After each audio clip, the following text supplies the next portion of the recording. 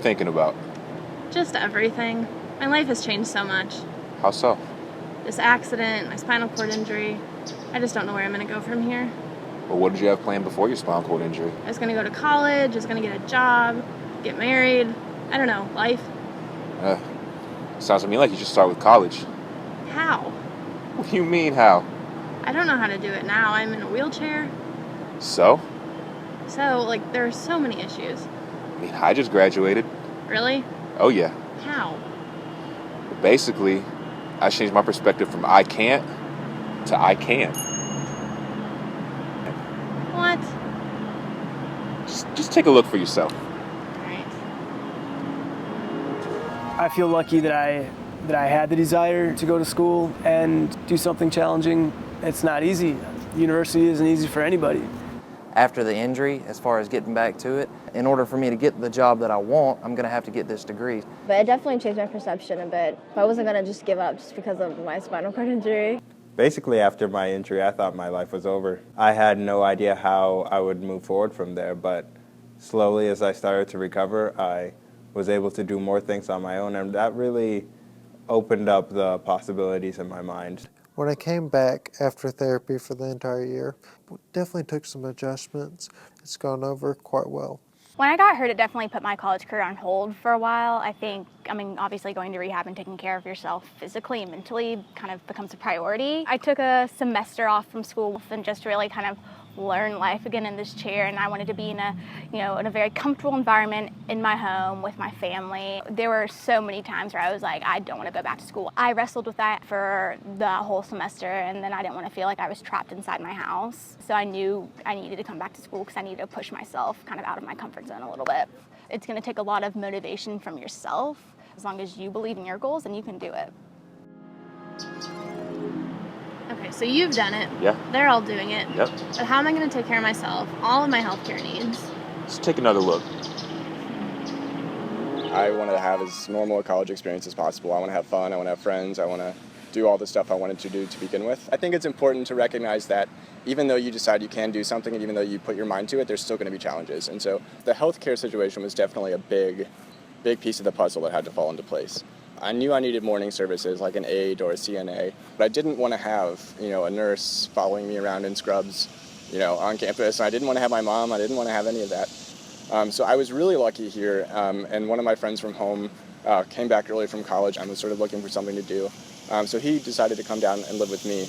I have a caretaker come help me get ready in the mornings. I slowly weaned back on caregivers. You just feel more like a person and less like a patient.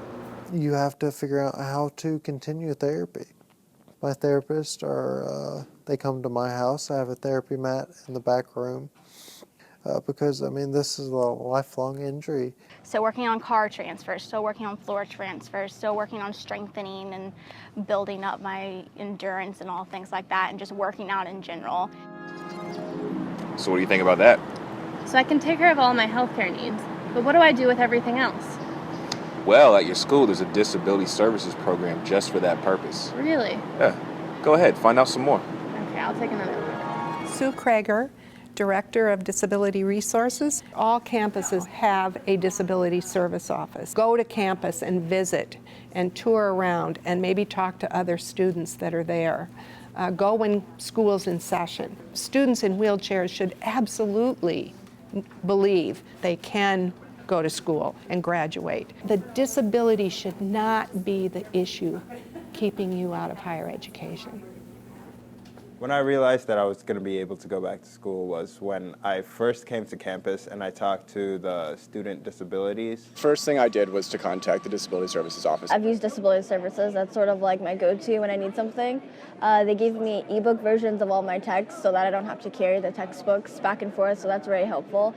Classes all lined up, making sure that I have the parking spaces that I need. If I need any special accommodations or arrangements in my classes, I can go to them and say, this is my issue, can you please help me so I can go to class? It gives me a sense of comfort. We had to change a class because it wasn't in an accessible building. If I need a note taker in class, they make sure that I have one there, kind of make it an easier experience all around. disability services is like your best friend in college. Yeah. They're willing to do the work, but you have to meet them definitely halfway and be your own advocate. I learned pretty quickly that if I wanted to have the kind of experience I wanted to have, then I would have to speak up and I would have to sort of advocate for what I wanted to have in college. It's helpful, right? They're very helpful. But what about getting around campus and keeping up with the other students? Look in the can. I'd like to schedule one right now. So the university has a golf cart service for free. And they'll come pick me up and take me to my classroom building. I scout.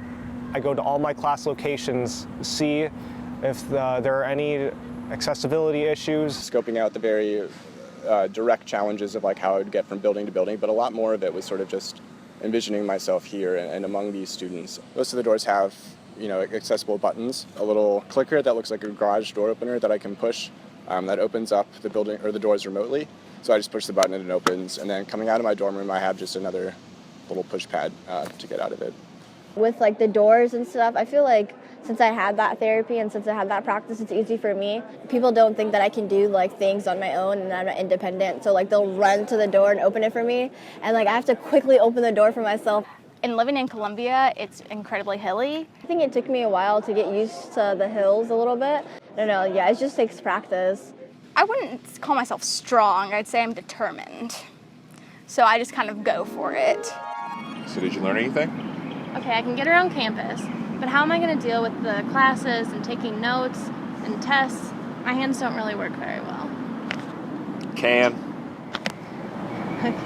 I like to go to the professors before my classes start and introduce who I am. That's been a huge difference for me. Be really upfront about everything and say, this is what I need. They want you to learn, that's why they're teachers, but they just need to know what you need. After class, hang out for another 15 or 20 minutes, just talk to them and get on a good basis with them so that they know a little more about your situation. And once they see that you're interested, then they'll do everything that they can to help you. So I was able to find some technology on my iPad and through my computer software of Dragon Naturally Speaking. Takes some getting used to. If you practice it, you will get better at it. I've used it for the past 3 years. I've written ungodly amounts of papers with it, and that's sort of just the way I use my computer. Dictate the actual homework assignment and put it down myself. That way I was more independent and I could do it all myself. I would just say to be patient with it because it can be frustrating at first. Pretty cool, huh? Very cool. So the academics is all taken care of, but what about the social life? Making friends, partying, clubs, maybe Greek life? Can. I try to be engaged in social life at college. I think everyone, that's like the dream, is to have a balance between your academic life and your social life and to feel like they're somewhat equally balanced. My social life is pretty much the same. I've made a lot more friends. I feel like in college people are so much more open. Shared like a calculator with someone and became like best friends. People will be very nice to you. A lot of people would reach out and actually try to be your friend, and you should take advantage of that.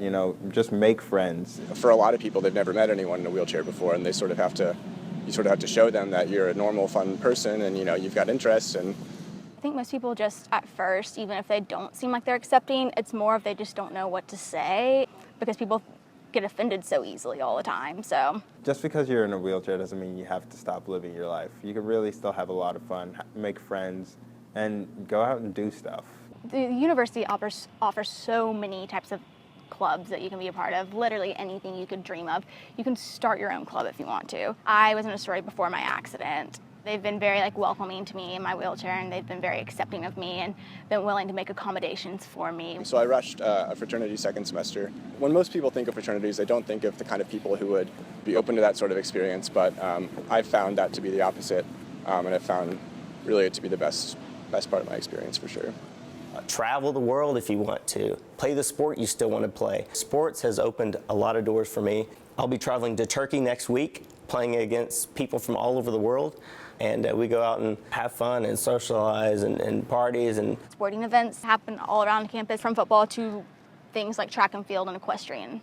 In the fall, we have all kinds of different tailgates. I'm joining National Honor Society. Honors College Ambassadors. I'm in the MSA club. I joined student government. I know there's a club for like students with disabilities on campus. We'll go out to eat or like study groups at like Starbucks or something. Where we all grill out at the fraternity houses, and People see you just for who you are. A majority of them look past the fact that you are actually sitting in a wheelchair. The wheelchair is just a mode of transportation, really. It's just a way that you get around. And so once people get to know you, they don't really care about that. I just am kind of starting to let people like figure out like how to approach topics. If they want to like talk about certain things about the wheelchair, then like cool. If they don't, then like cool. Like I'll be everybody's friend. Your life's not over because you're in a wheelchair. Don't let it be.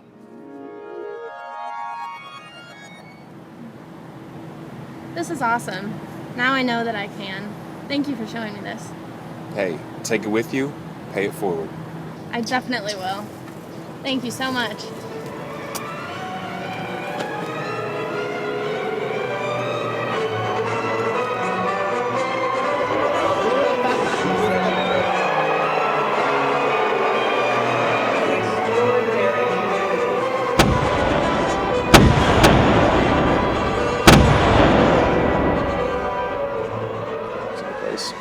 How does your mom feel today?